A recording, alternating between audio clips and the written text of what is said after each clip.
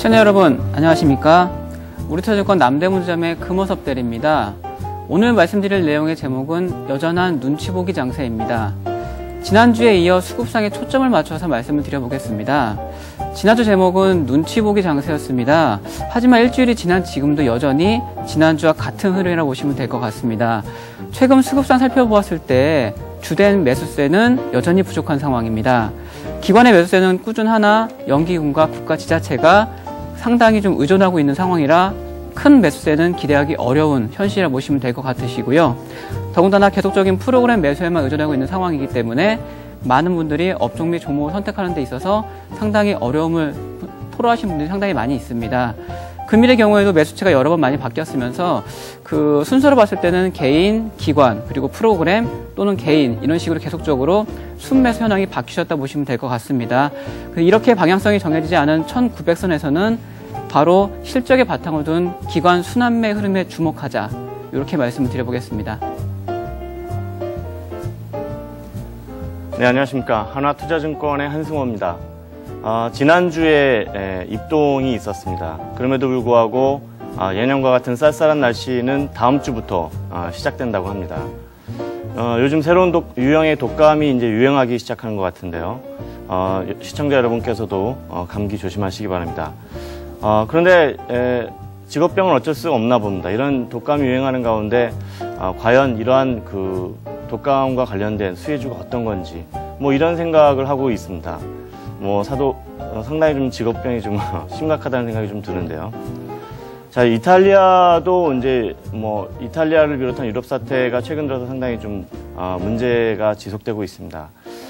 근데 그럼에도 불구하고 사실 더 큰 이슈가 있죠. 다음 주 23일 날 예정되어 있는 미국의 슈퍼 커미트라고 하는 미 의회의 예산 협상단의 또 협상 결과가 또 주목되고 있습니다.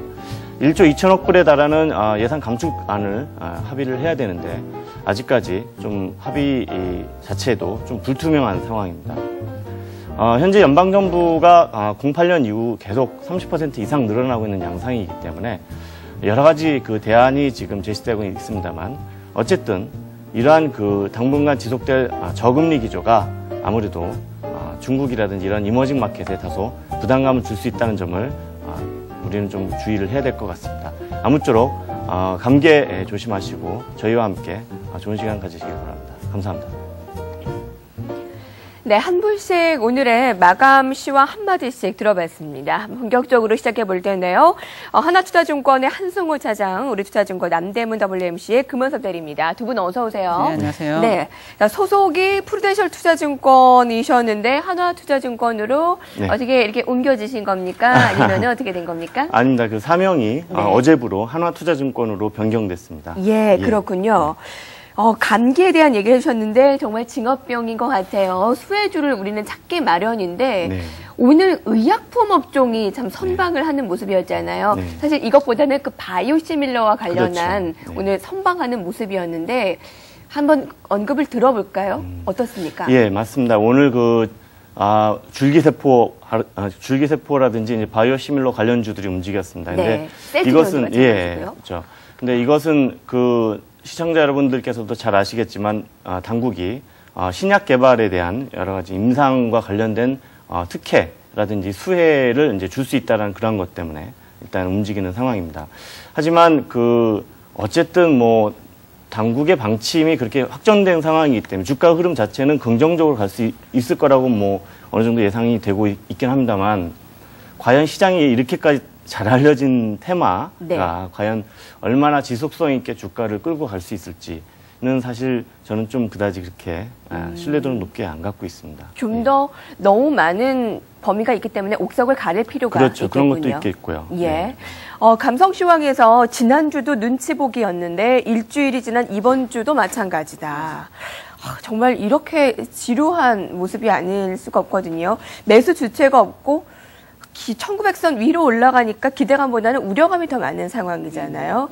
그런 점을 좀 포착을 해주신 것 같아요. 네, 맞습니다. 예. 그러면 오늘 워스트 이슈부터 좀 더 자세히 들어볼 텐데 함께 보겠습니다.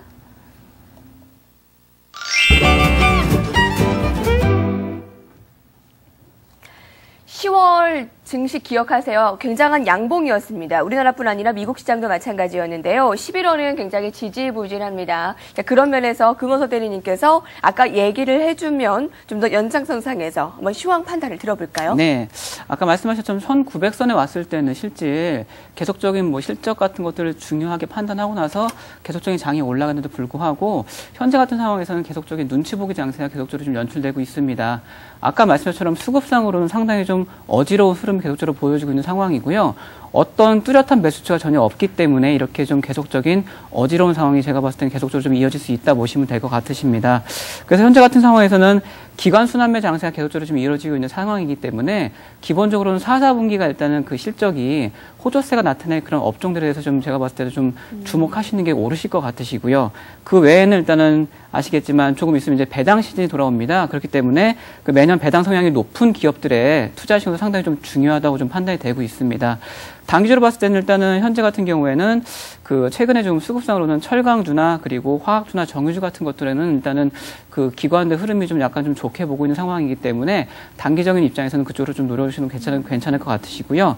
그 외에는 말씀처럼 수급상으로는 약간 좀 그 어지러운 상황이기 때문에 현재 같은 상황에서 일단은 유럽 위기에 대한 근본적인 그런 해결책이 좀 그 방안이 강구돼야 좀 더 방향성이 좀 그 이루어질 것 같은 그런 분위기입니다.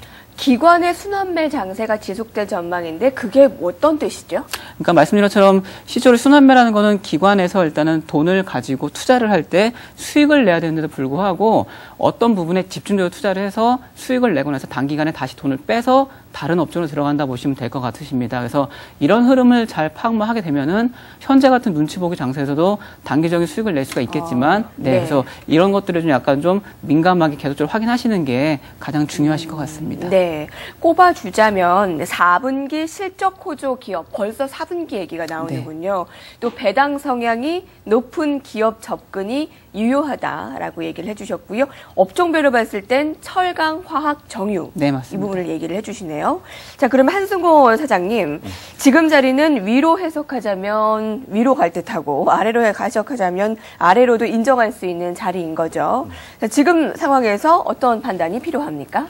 예, 지금 금원섭 대리님께서 말씀해 주셨듯이 현재 그 기관들이 매우 높은 자금, 즉 그 펀드로 유입되는 자금에도 불구하고 사실 적극적인 역할을 못 해주고 있는 것이 사실입니다. 이것은 아무래도 뭐 시장의 불확실성 때문이기도 하겠지만 아무래도 과거와는 다르게 말하자면 펀드 운용 전략 자체로서도 뭐 말씀하셨듯이 짧은 테마주로 접근을 한다든지 또 이런 식의 이제 다양한 전략을 구사함에 따라서 나타나는 현상으로 일단 보여집니다. 물론 그 유럽이라든지 미국 시장에 이라든지 또 중국이라든지 이런 해외의 변수로 인해서 시장이 점진적으로 좀 더 레벨이 낮아질 가능성에 주목하고 있는 것이 저희 이제 제 판단이긴 한데요. 네. 그럼에도 불구하고 이런 기관들의 높은 현금 보유 비중하고 또 연말로 다가갈수록 그 배당 수익률에 따른 기대감 이러한 것 때문에 한 번에 장이 무너지는 그런 구도보다는 점진적으로 좀 이렇게 계속 지지부진한 양상이 지속되면서 저점을 낮추는 그런 흐름으로 진행될 가능성이 높다고 이렇게 보여주고 있습니다. 결국엔 지지부진한 흐름이 좀 더 이어진다라는 거죠. 네. 글로벌 이슈들이 계속 나오고 있는 와중에 그리스와 이탈리아가 새로운 정부 조직을 출범하지 않았습니까? 그런데도 근본적인 원인은 해결되지 않았다라는 판단이 지난 밤에 글로벌 증시를 이끌어내린 원인이 아닌가 싶어요. 이슈들을 한 가지씩 볼까요? 예. 지금 뭐 사실 뭐 일단 아주 핵심적인 부분만 말씀을 드리면 16일 날 이제 파파데모스 신임 총리가 이제 새 정부를 출범시켰습니다. 근데 요는 그 연립 정부를 구성한 일부 야당 쪽에서 결국 이제 이번에 결정된 그런 이제 재정 감축 법안에 대한 어떤 부정적인 그 코멘트를 시장에 내보내면서 굉장히 그거에 대한 부담감이 좀 있었습니다. 근데 그 내용인즉슨 정확하게 따지면 기존에 합의한 사항 외에 또 추가적으로 감축을 하는 것은 안 된다라는 것이지 기존에 자기네들이 협의했던 감축안을 안 하겠다는 것은 아니거든요. 그러니까 그거와 관련된 여러 가지 다양한 외신 때문에 사실 시장이 굉장히 좀 불안해하는 것은 사실이지만 사실 냉정하게 좀 판단할 필요가 있긴 있습니다. 하지만 한 가지 이제 제가 현재 시장을 판단하는 데서 중요하게 이제 보고 있는 것이 네. 우선 무디스가 이제 유럽 상황과 관련해 가지고 결국 이탈리아라든지 또 스페인도 이제 국채 금리가 올라가고 있거든요. 그리고 또 뭐 프랑스라든지 이런 부분에 대해 이런 국가들의 자금 차입이 결국은 시장의 투자 심리에 의존하는 상황이기 때문에 지속성을 기대하기 어렵다라는 그런 의견을 제기를 했었고요. 또 하나는 EFSF가 이번에 채권을 발행해서 자금을 조달을 했는데 그 수요가 크지가 않았습니다. 이런 거에 대한 약간 불안감, 그런 것을 이제 무디스에서 지목을 했습니다. 그래서 이런 부분을 종합적으로 검토를 해보자면 여전히 사실은 어떻게 보면 그리스가 신정부를 출범시키고 또 이태리가 신정부를 출범시킨다 하더라도 정확한 상황으로 보자면 아직까지 크게 변한 게 없습니다. 예, 그런 부분을 우리가 인지를 해야 되겠고, 마지막 한 가지만 제가 더 말씀을 드린다면은 지금 우리가 이제 아까 헤드라인에서도 제가 미국 상황을 좀 잠시 언급을 드렸습니다. 네. 근데 화면을 보시면 이제 아시겠지만 과거 일본이 부동산 버블이 1974년부터 이제 꺼지기 시작하면서 네. 오랜 기간 이제 그 실물 경기에 굉장히 위축을 야기를 했었는데 그림에서 보시는 바와 같이 미국도 지금 상당히 그 디레버리징이라고 하는 과정이 진행되고는 있지만 미국의 91년 이후의 장기 추세선을 깨고 내려가지는 않은 상황입니다. 네, 그렇기 때문에 이러한 측면에서 봤을 때는 아직도 우리 국제금융시장이든 우리나라 뭐 주식시장이든지 간에 불확실성이 노정돼 있는 상황이 여전하다는 부분을 꼭 기억하셔야 되지 않겠는가 이런 생각을 하고 있습니다. 네, 이탈리아 마리오 몬티 총리 지명자가 어제부터 정부 구성 작업에 착수했습니다. 근데 경제 개혁이 성공하기까지는 상당한 시간이 걸릴 것이다라는 의견이 나오면서 글로벌 시장이 급등을 하다가 다시 좀 뒤로 밀리는 양상이었는데요. 뉴스플로우에 일희일비하는 매일매일의 시장 흐름이 나타내고 있죠. 코스피 안에서도 적극적인 매수 주체가 없습니다. 아까 금호서 대리님께서 연기금이나 뭐 국가 지자체에 의존하기에는 너무 힘이 벅차다라는 네. 얘기를 해주셨는데 좀 더 자세히 들어볼까요? 네, 말씀하신 것처럼 일단은 수급상으로는 계속적으로 문제점 말씀드렸었고요. 중요한 게 오늘 같은 경우에도 중요한 거는 투신권에서 총 1,400억치를 일단은 매도를 했습니다. 그러니까 이런 상황에서는 실질적으로 일단 뭐 연기금이나 국가 같은 경우는 계속적으로 좀 받아주고 있는 상황이기 때문에 이런 물량이 계속적으로 나오기가 좀 약간 어려운 상황이 앞으로 이제 계속 이런 식으로 눈치 보기 장세가 이어지면은 어려운 상황이 될 수가 있는 상황이고요. 그렇기 때문에 실제 말씀처럼 투신권은 아직까지는 계속적으로 매도적인 분위기였었기 때문에 중요한 건 어떤 방향성이 보여야 일단 투신권도 매수를 할 텐데 이런 것들 수급상으로는 일단 말씀드린 것처럼 연말이 가까우면서 아무래도 투신권에서도 펀드에 대한 수익률을 신경 써야 되기 때문에 아마 계속적인 현금 비중보다는 조금 더 매수 여력이 좀 생기지 않을까 이렇게 보고 있습니다. 개인들은 지금 어떻습니까? 제가 보기에는 1900선이 올라가면 일단 차익 실현해보자라는 거고 네. 1800 초반으로 내려오면 내려올수록 좀 저가 매수에 임하는 네. 모습인데 이런 전략이 어떠한 판단입니까? 그러니까 실제로 아마 제가 그전에 말씀드렸지만 그 박스권 장세라고 해서요. 실제 뭐 1800선에서 또는 이제 1900선 왔다 갔다 할 때 상당히 좀 그 변동성이 좀 심한 편입니다. 근데 중요한 거는 최근의 흐름을 봤을 때는 계속적으로 일단은 그 박스권 장세가 계속적으로 이어지고 있는 상황이기 때문에 개인 같은 경우에는 지금 같은 경우에도 많이 그 1800 초반에서는 매수세의 흐름을 좀 이어가고 있는 상황이고 1900선이 왔을 때는 다 매도 흐름을 하면서 단기적인 좀 수익 실현을 보고 있다. 이렇게 보시면 될 것 같습니다. 지금은 기관 장세도 아니고 외국인 장세도 아니지 않습니까? 네. 외국인이 8월, 9월에 유럽에 대한 위기감으로 굉장한 매도를 나타냈는데 10월에는 일정 부분 다시 들어왔거든요. 근데 11월은 이것도 아니고 저것도 아니에요. 오히려 더 애매한 상황이잖아요. 어떻게 예상을 할 수 있습니까? 지금 반 정도가 11월이 지났는데도 뚜렷한 매수 주체가 없단 말이에요. 중반 이후에 기관이나 외국인들이 좀 더 들어올 가능성이 어느 정도로 예상을 해볼 수가 있습니까? 사실은 연말 효과라고 해서 11월 이후에 이런 배당이라든지 이런 것을 노린 그 기관들의 매수세가 유입되는 것이 일반적인 상황이었습니다. 근데 지금 기관이 이렇게까지 적극적으로 유입되지 못하는 것은 이를테면 유럽이든 뭐 미국이든 이런 금융 리스크 자체가 완전히 어떤 안심할 수 있는 토대가 마련되지 않았다는 점을 기관들이 불안해하고 있는 것으로 보여지는 것이요. 또 그러니까 어저께 나온 뉴스지만 유니크레딧이 이번에 자본 확충을 위해서 약 75억 유로에 달하는 주식을 처분하겠다는 발표를 했거든요. 그러니까 이러한 부분을 그러니까 기관들에서도 불안하게 여기는 것이죠. 그러니까 괜히 지금 시장에 진입을 했다가 외국인들 물량을 받아줄 수 있을 수도 있다. 그러니까 소위 말하는 이제 총알바지가 될 수도 있지 않겠느냐라는 그런 불안감이 지금 상존하는 게 아니냐 이런 생각이 듭니다. 그래서 연말인데도 불구하고 기관의 강한 매수세가 들어오지 못하는 거군요. 그렇죠. 예상하기에도 쉽지 않은 상황이고요. 제 생각으로도 좀 어려울 것 같습니다. 그러면 업종별로 좀 파악을 해보는 게 어떨까요? 지수 전망도 힘들고 수급 전망도 힘들다면 답은 업종 종목일까요? 그러면 베스트 이슈에서 좀 더 자세히 알아보겠습니다.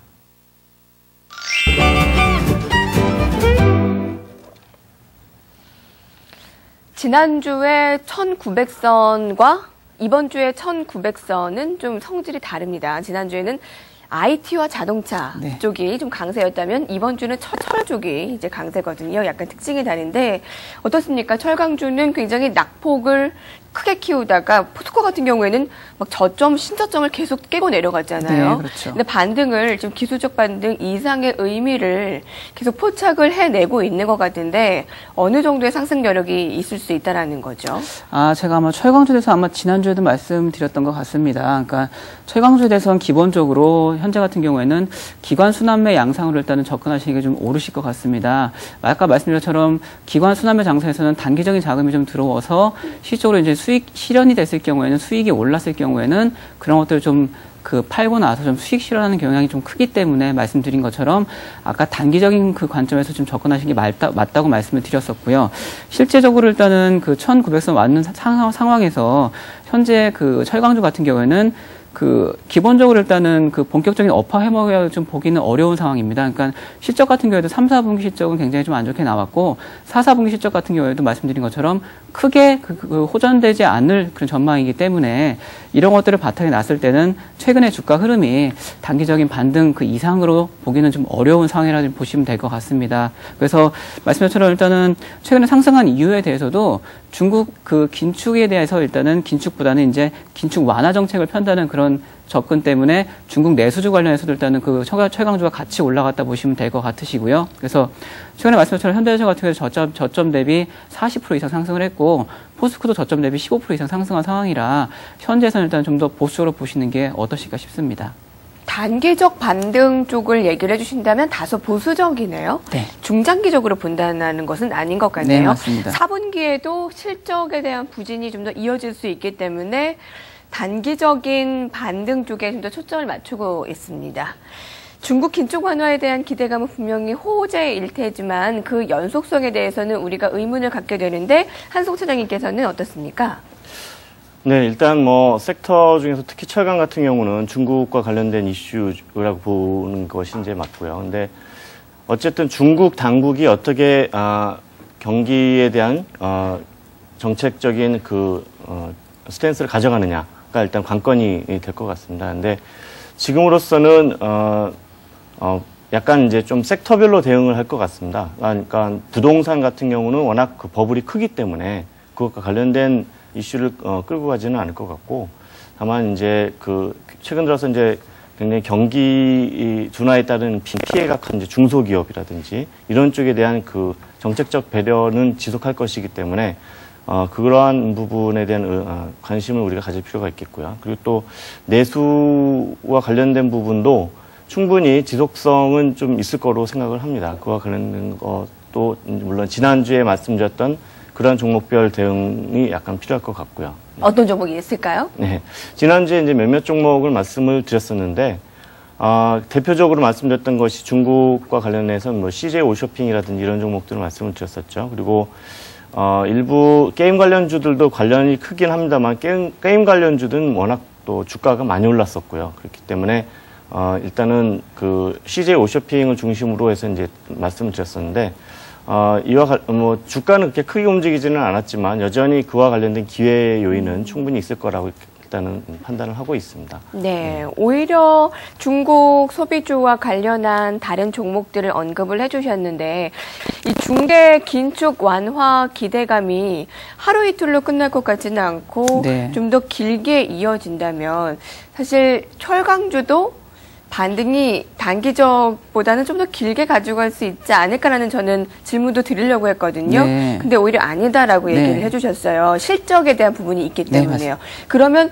중국의 수혜주는 철강 이외에 다른 업종, 다른 종목을 좀 더 보고 계신 겁니까? 네네. 어떤 거죠? 그걸 말씀드리겠습니다. 예. 그러니까 제가 봤을 때는 그 중국 내수 관련해서는 아마 그 철강보다는 다른 업종을 일단은 보시는 게 좀 오르실 것 어떤 같으시고요. 것이요? 예. 그걸 말씀드리겠습니다. 그래서 중요한 게 일단은 현재 같은 상황에서는 일단은 그 아무래도 그러니까 관련주 같은 경우에는 그 게임 업체나 또는 그 카지노 업체 또는 화장품 업체 같은 것들 최근에 좀 많이 두각을 나타내고 있습니다. 그러니까 이런 것들에 대해서는 실제 최근에 흐름을 봤을 때는 중국 같은 경우에는 아무래도 긴축보다는 이제 완화를 했을 경우에는 이런 업체군들이 일단은 좋을 거라 예상이 좀 상당히 좀 중요하고요. 그래서 현재 이런 상황에서는 일단은 말씀드린 것처럼 최근에도 이제 중국 고섬 이후에 중국 관련 업체들이 상당히 좀 많이 주가가 좀 떨어진 상황입니다. 그래서 국내 상장 중국 기업 같은 경우에는 현재 같은 상황에서 최근에 좀 흐름이 좀 많이 좀 좋아지고 있는 상황이고요.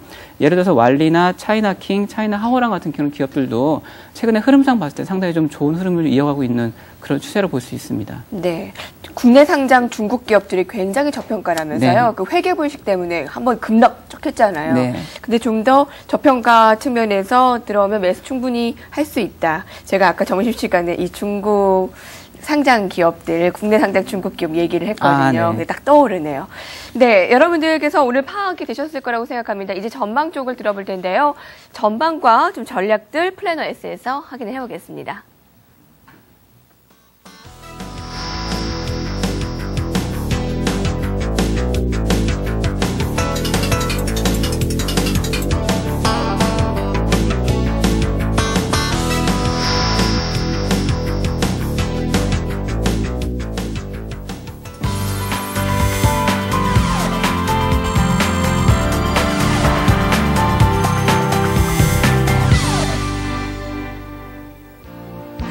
안녕하십니까, 플래너였습니다. 사흘 만에 조정을 받았습니다. 이틀 연속 급등이 나왔기 때문에 어느 정도 예상된 조정이라고도 볼 수 있을 텐데요. 과연 내일은 다시 상승 탄력을 보여줄지 SS패널들의 국내 증시 전망을 통해서 확인하시죠. 네, 오늘은 우리투자증권 강남 WMC의 정재훈 대리와 IBK투자증권 삼성동 지점의 이문주 대리 이 두 분의 의견 들어보겠습니다. 첫 번째 전망부터 살펴보시죠. 우리투자증권의 정재훈 대리는 지수 상승을 예상했습니다. 예상 밴드는 1880에서 1900포인트입니다. 투자 플랜 살펴보시면 수요일에 발표될 10월 미국 소비자 물가지수에 주목해야 한다고 말했는데요. 9월 CPI는 3.9%였고 10월 CPI 컨센서스는 3.6%니까 참고하시기 바랍니다. 현재 상황에서는 공격적으로 매수에 나서기보다는 다음 주까지 관망하는 전략이 유효하다는 의견입니다. 정재훈 대리는 관심 업종으로 꾸준히 중국 관련주를 꼽아주고 있고요. 반면 버릴 업종은 은행주를 선정했습니다. 다음은 IBK투자증권 삼성동 지점 이문주 대리의 전망입니다. 지수 상승을 예상했고요. 예상 밴드는 1880에서 1910포인트로 잡았습니다. 큰 반등을 기대하기보다는 1900선에 안착하는지 여부를 확인해야 한다고 했는데요. 공매도 비중이 적은 업종, 운수장비와 기계 업종을 관심 가져야 한다는 의견입니다. 이문주 대리는 관심 업종으로 앞서 말한 기계주와 오늘은 조정을 받았지만 지난 금요일과 어제 강한 상승세를 보인 정유주를 선정했습니다. 네, 이문주 대리 연결해서 자세한 전망 들어보겠습니다. 대리님 안녕하세요. 네, 안녕하세요. 이문주입니다. 네, 1900선 안착 여부가 중요하다고 말씀하셨는데 만약 1900선에 안착한다면 상승 추세가 이어질 거라 보시는 건가요? 네, 오늘 증시는 이틀 연속 급등세를 보인 데에 따라서 차익 실현 매물이 출회되었다고 보고요. 최근에 급등락 장세에 기인하여 관망세가 우세했던 하루로 파악이 됩니다. 일단 최근 미국발 호재들과 유럽발 악재들이 번갈아가며 증시를 흔들고 있는 상황이므로 앞으로 며칠간 큰 이벤트가 없는 이상 이러한 눈치 보기 장세가 유효하다고 생각이 됩니다. 따라서 안착 여부를 보는 것은 상승 추세로의 전환이라기보다는 1900포인트에서 눈치 보기가 이어질 것이라는 전망으로 보시는 것이 더 합리적이라고 판단이 되고요. 내일에 있을 미국의 주택 관련 지표들이 어느 정도 영향력을 미칠지가 내일의 장세를 결정할 것이라고 판단을 하고 있고, 최근 주식형 펀드로의 자금이 꾸준히 유입되고 있었다는 점과 미국의 선행지수가 5개월 연속 상승하고 있다는 점은 상당히 긍정적이지만 아직은 유럽 내 국가들의 신용등급 및 경제 안정을 기대하기는 무리라는 점에서 단기적 매수 시점은 1830에서 50포인트 부분까지 기다리셔야 한다는 의견에는 변함이 없습니다. 네, 눈치 보기 장세가 조금 더 이어질 거라는 전망까지 들어봤습니다. 대리님 고맙습니다. 네, 감사합니다. 네, 지금까지 SS 패널들의 내일장 전망 알아봤습니다. 네. 1900사 아래에서는 여러분들께서 좋은 종목들 어떤 것들 매수할까 고민을 하실 것이기 때문에 금호섭 대리님께 그쪽으로 좀 더 전망을 들어보도록 하겠습니다. 어떠한 대응 전략이 유효할까요? 종목별 흐름 말씀하시는 건가요? 네네, 할게요. 일단 종목별 흐름을 말씀드릴 것 같으면요.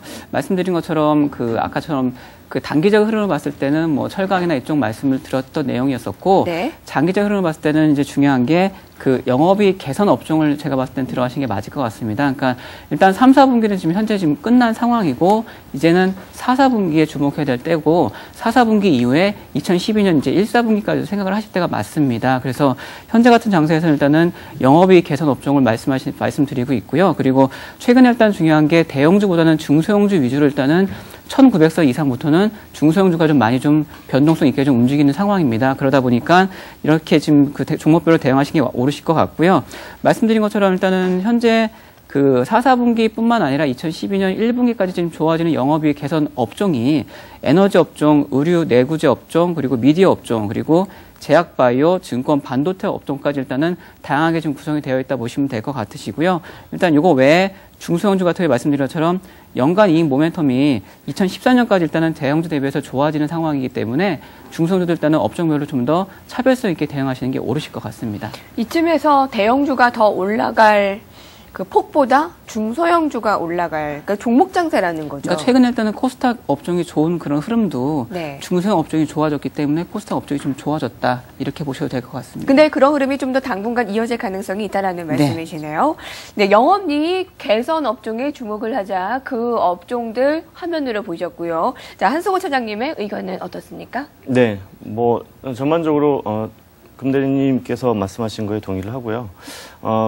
점진적으로 하반기로 갈수록 실적 가시성에 대한 이제 기대감이 좀 이제 시장에 반영될 가능성이 높은데, 예전하고는 좀 달라진 것이 좀 기대치가 좀 낮아지고 있습니다. 그래서 아무래도 실적과 관련된 물론 이제 접근은 뭐 당연한 투자 전략이기는 하지만 너무 높은 기대 수준을 가져가시는 것은 좀 자제하시는 게 어떨까 이런 생각은 좀 해봅니다. 네, 저가 매수 접근 괜찮은 종목으로는 아까 CJ 오쇼핑을 포함해서 어떤 것이죠? 기존에 이제 아무래도 대외적인 불안정성이나 이런 걸 좀 피할 수 있는 종목들에 대해서 이제 말씀을 드렸었던 건데, 강원랜드를 탑픽으로 그 전에 일단 말씀을 드렸었던 것이고요. 네. 그리고 CJ 오쇼핑 외에도 다음에 대해서도 상당히 좀 긍정적으로 제가 말씀을 드렸었어요. 그러니까 다음 같은 경우는 기본적으로 최근 들어서 모바일을 플랫폼으로 한 광고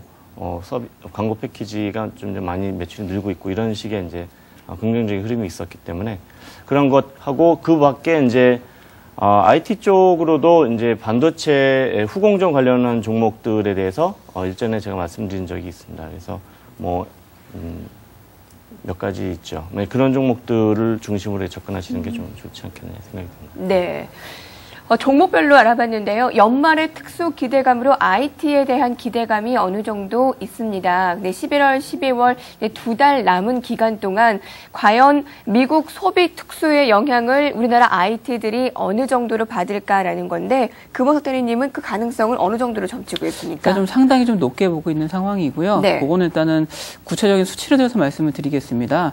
항상 중요하지만 일단은 우리나라 증시든 외국 증시든 간에 상당히 과거적인 통계치를 일단은 따라가는 흐름은 상당히 좀 많다 보시면 될 것 같습니다. 말씀드린 것처럼 실제로 2000년 이후에 지금 미국의 소비 흐름을 살펴봤을 때 1년 전체 소비액의 22%가 11월하고 12월 2개월 정도에 집중되어 있다 보시면 될 것 같으십니다. 그래서 현재 같은 경우에 일단 2000년부터 2010년까지 코스피의 월간 수익률과 상승 확률의 흐름도 미국발 소비 모멘텀하고 긍정적 효과를 지금 미치고 있다 보시면 될 것 같으시고요. 코스피의 구체적인 월간 평균 상승률 및 그리고 상승 확률 또한 1년 중에서 11월하고 12월이 가장 높습니다. 현재 같은 상황에서 미국 소매협회에 따르면 2011년 홀리데이 시즌에 전년 동기 대비 2.8% 정도, 그리고 금액으로는 4,600억 달러 정도 달하는 소비 증가가 예상이 되고 있는 상황이고요. 10년간 평균치인 2.6%보다 높은 수치로 평균치를 상회했던 6차례 모두 코스피가 11월, 12월 월간 수익률이 다 플러스였던 것에 상당히 좀 의미를 좀 부여할 수 있는 수치라 보시면 될 것 같으십니다. 그래서 일단은 업종별 매력도를 봤을 때는 네. 11월 같은 경우는 일단은 경기 민감주랑 그리고 뚜렷한 강세를 보이는 운수창고, 의약품, 전기전자, 화학 업종을 일단은 좀 더 중점적으로 보시는 게 좋으실 것 같으시고요. 12월 같은 경우에는 금융주 및 배당 매력도가 높은 업종을 보시는 게 옳으신 방법일 것 같습니다. 네, 연말 증시 업종별 매력도가 뚜렷하게 과거를 통해서 볼 수가 있네요. 네. 11월에는 경기 민감주들, 그리고 12월에는 배당 매력도가 높은 종목의 수익이 좀 뛰어났다라는 것을 파악을 해봤습니다. 자, 지금까지 우리투자증권 남대문 지점의 금원섭 대리와 하나투자증권 한승호 차장과 함께했습니다. 두 분 감사합니다. 네, 감사합니다. 감사합니다.